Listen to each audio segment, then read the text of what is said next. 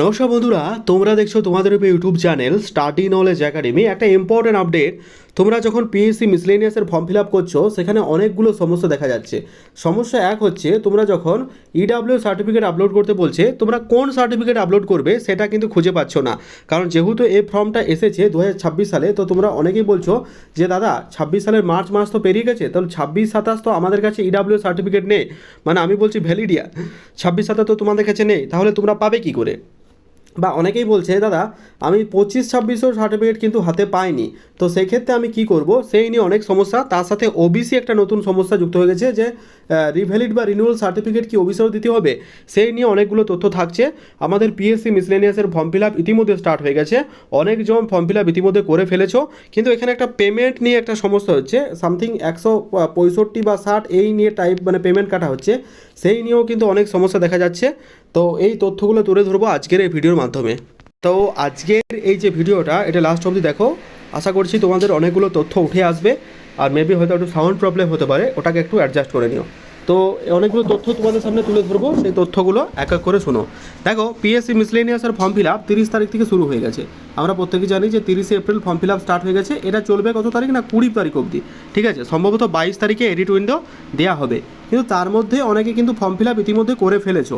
সেটা EW certificate নিয়ে অনেকের সমস্যা এবং অনেকে মেল করেছিল, ঠিক আছে, যে দাদা এটা কী করব। দেখো, আমি আগেই বলেছিলাম তোমাদের যদি পুরনো যদি ইডাব্লিউ সার্টিফিকেট থাকে, ঠিক আছে, যদি তোমাদের, আমি যেটা বলছি যে তোমাদের যদি 25-26 ইডাব্লিউ সার্টিফিকেট থাকে, তোমরা কিন্তু ওই সার্টিফিকেটটা দিয়েই কিন্তু অ্যাপ্লাই করে দিও। ডিউরিং ডিভির সময় তোমাদের কিন্তু বলেছে নতুন সার্টিফিকেট দেখাতে হবে, কিন্তু যারা সদগোপ কমিউনিটি আছে তাদের সাথে কিন্তু ব্যাপারটা অন্যায় বা অবিচার হবে। কেন বলছি সদগোপ কমিউনিটি? কারণ এই যে সদগোপ কমিউনিটি আগে তারা কী ছিল, জেনারেল ছিল, কিন্তু স্টেট গভর্নমেন্ট নতুন ইয়ে করে তাদেরকে ওবিসি করতে, যদিও এই সরকার আসার পর এই মানে যে মুসলিম বা অন্যান্য যে মাইনরিটি কমিটি বা ওবিসি কমিউনিটি, তারা পুরোপুরি ব্যাপারটা দেখবে, তারপরে পর্যালোচনা কমিটি হবে, আলোচনা করবে যে সদগোপকে আদৌ ইডিআরবিএসের আতারে যাওয়া যায় বা পরবর্তীকালে চেঞ্জ করা যায়, তারা হয়তো খতিয়ে দেখবে, তার পরবর্তীকালে আলোচনা করা হবে।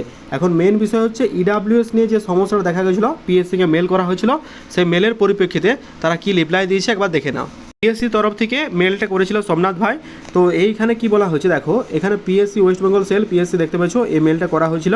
ডেটটা আমি তোমাদের দেখেছি 6 তারিখে, লেটেস্ট মেল, একদম লেটেস্ট মেল 6 তারিখে কিন্তু তোমাদের করা হয়েছে। কটার সময় না 1টার সময় করা হয়। সাবজেক্ট কি না রিকোয়েস্ট ফর ক্লারিফিকেশান। আমাদের যে সাবজেক্টটা আছে সেটা আমি একবার দেখাবো। কি বলা হয়েছে না request for clarification regarding EW certificate validity for PSC miscellaneous examination 2024, যেটার অ্যাডমিশন নাম্বার কত না 13/2024। 2024-এর মানে ইডাব্লিউ সার্টিফিকেট নিয়ে মানে কোন সার্টিফিকেট, কোন ভ্যালিডিটি সার্টিফিকেট দেবো PSC miscellaneous form fill up সময়, যেটার অ্যাডভার্টাইজমেন্ট বেরিয়েছে 13/2024-এ, সেটা কোন সার্টিফিকেট দেবো সেটা কিন্তু পিএসসিকে মেল করা হয়।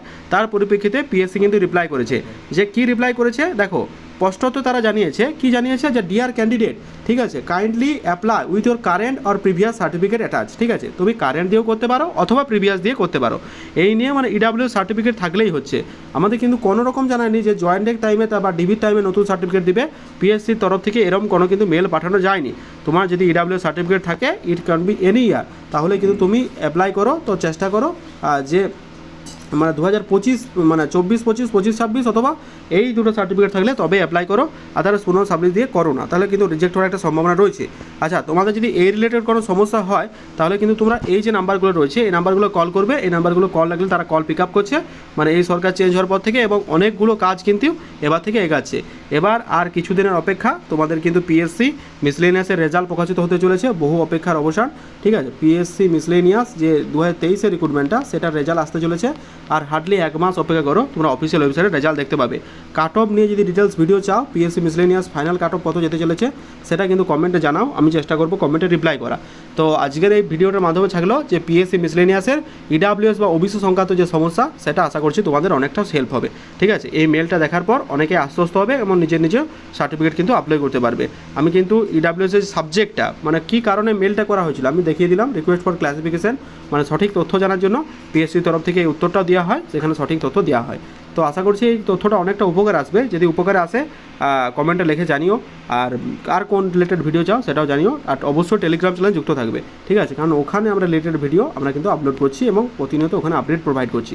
তো wish you all the best, thank you very much. দেখা হচ্ছে পরের ভিডিওতে। ততক্ষণ অবধি ভালো থেকো, সুস্থ থেকো। আর হ্যাঁ, যদি মনে হয় কি একটা সাবস্ক্রাইব করে দিও, এটাই একটা রিকোয়েস্ট। থ্যাংক ইউ, দেখা হচ্ছে পরের ভিডিওতে।